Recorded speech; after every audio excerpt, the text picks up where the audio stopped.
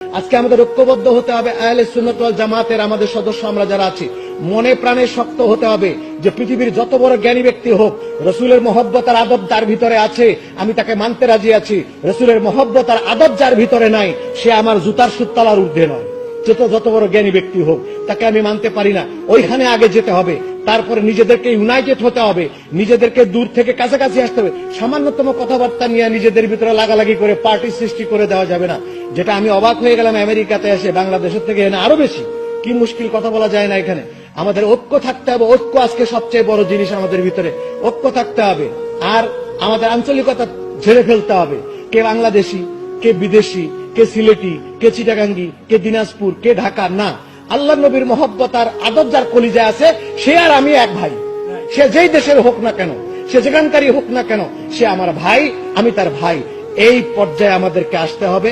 ভেদাভেদ ভুলে যেতে হবে। ছোটখাটো মত পার্থক্য নিয়ে আমাদেরকে দূরে যাওয়া যাবে না। শুধু রসুলুল্লাহ হায়াতুন নবী, নূর নবী, এলমে গায়েবের খবর দেনেওয়ালা, হুজুরের জিয়ারত, মিলাদ কিয়াম দাঁড়িয়ে করা, এই সমস্ত 19টার মধ্যে যাকে পাওয়া যাবে তাকে আমাদের কোন রকমই দূরে ঠেলে দেওয়া যাবে না। তাকে আমাদের কাছে রাখতে হবে, আমরা তাদের কাছে রাখতে হবে। এই আহ্বান জানিয়ে আপনাদেরকে ধন্যবাদ জানিয়ে আমি এখানে শেষ করছি। আসসালামু আলাইকুম ওয়া রাহমাতুল্লাহি ওয়া বারাকাতুহু।